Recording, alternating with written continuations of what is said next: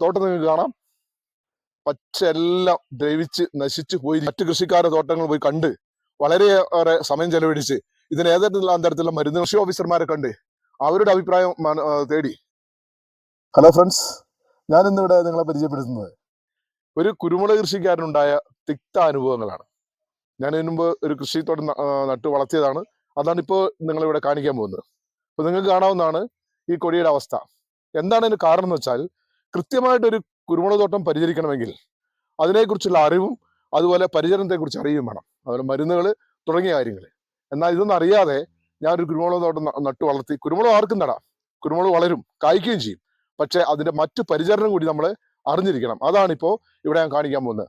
തോട്ടം നിങ്ങൾക്ക് കാണാം. ഇപ്പോൾ നിങ്ങൾ ഈ കണ്ടുകൊണ്ടിരിക്കുന്ന ഈ കുരുമുളകിന്റെ ഉയരം യഥാർത്ഥത്തിൽ 40 അടി ഉയരം ഉണ്ടായിരുന്നു.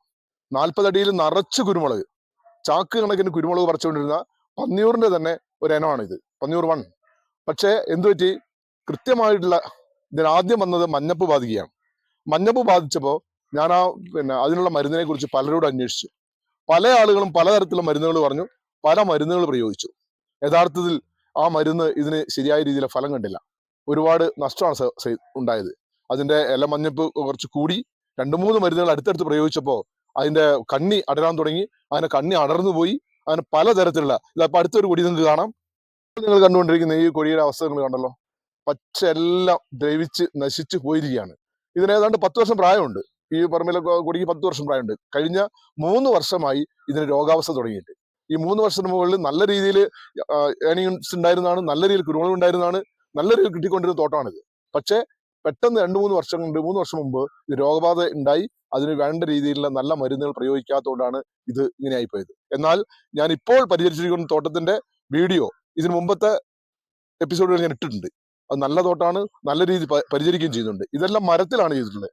കുറെ റബ്ബർ, കാറ്റാടി തുടങ്ങിയ മരങ്ങളിലാണ് ഇത് കൃഷി ചെയ്തിട്ടുള്ളത്. അതുകൊണ്ടാണ് ഇപ്പോൾ ഞാൻ വീണ്ടും റെക്കമെൻഡ് ചെയ്യുന്നത്, മറ്റുള്ള മരങ്ങളിൽ ഇടുന്നതിന് പകരം GI പൈപ്പിലൂടെ ഈ കൃഷി നടത്തുകയാണെങ്കിൽ നമുക്ക് കീടബാധ, രോഗബാധ ഒരുപാട് തടയാനുള്ള സാധ്യതയുണ്ട്. കാരണം അതിന് ഒരുപാട് പ്രതിരോധ ശേഷി നമുക്ക് കൂടുതൽ കിട്ടും. ഇല്ലെങ്കിൽ ഈ മുഞ്ഞ എന്ന് പറയുന്ന സാധനമുണ്ട്, ഈ കുരുമുളക് വള്ളിന്റെ അടിയിൽ വന്ന് പിടിക്കുന്ന സാധനം, ഒരു വെളുത്ത ജീവിയാണ്. ആ ജീവി വന്ന് പിടിച്ചു കഴിഞ്ഞാൽ നമുക്ക് മരുന്ന് ചെയ്താൽ പോകും. ഫുറുഡാൻ, 4-8 തുടങ്ങി പലതരത്തിലുള്ള മരുന്നുകൾ അതിനുണ്ട്. ഈ മരുന്നുകൾ ചെയ്താൽ ഈ മുഞ്ഞ കത്തുപോകും. പക്ഷെ കുഴപ്പമെന്താണെന്നറിയോ, ഈ മുഞ്ഞ നേരെ തന്നെ നമ്മൾ കൊടിയുടെ ചുവട്ടിലാണ് ഒഴിക്കുക മരുന്ന്. അത് കൊടിയുടെ ചുവട്ടിൽ ഒഴിക്കുമ്പോൾ അത് നേരെ റബ്ബറിലേക്കോ കാറ്റാടിയുടെ വേരിലേക്കോ മാറും. അപ്പൊ മുഴുവൻ കീടങ്ങളും ചത്തുപോകില്ല, കുറച്ച് കീടങ്ങൾ ബാക്കി വരും. ആ ബാക്കി വരുന്നത് ഈ റബ്ബറിന്റെയും ഇതിന്റെ സിൽവർ ഓക്കിന്റെയും അതുപോലെ മരങ്ങളുടെ വേരിലേക്ക് മാറി വീണ്ടും കൊടിയെ ആക്രമിക്കും.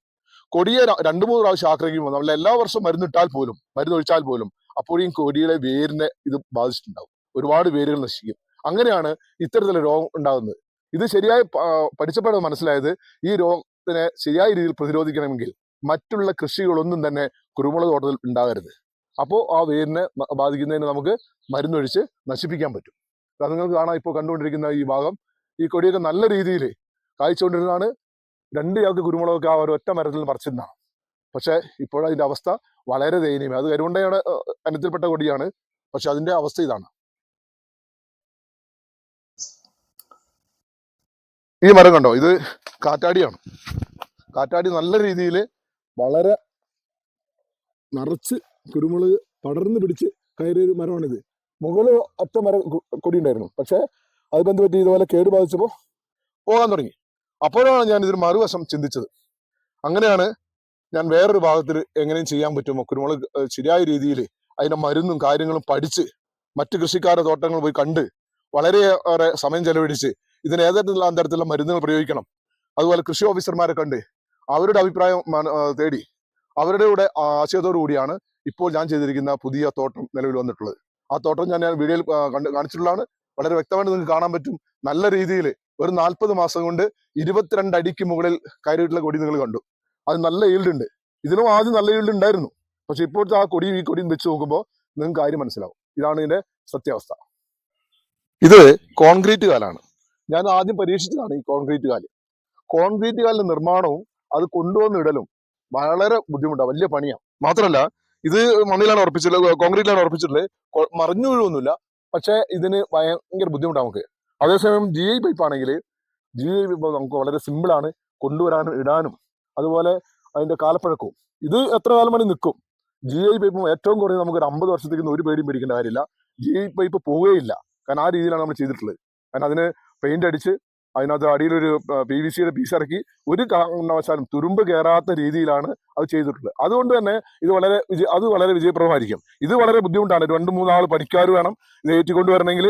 3 ആൾക്ക് പറ്റില്ല, 4 ആൾക്ക് കൂടിയാണ് ഇത് ഇവിടെ ചുമന്നുകൊണ്ടുവന്ന് കുഴിയെടുത്ത് ഇതുപോലെ വാർത്ത് വീട്ടിൽ ശരിയാക്കിയതിനു ശേഷം ഇങ്ങോട്ട് കൊണ്ടുവന്ന്. ഇതിന് പണിക്കൂലി കൂടുതലാണ്. അതാണ് ഇതിന്റെ ഒരു ദോഷമായ വശം.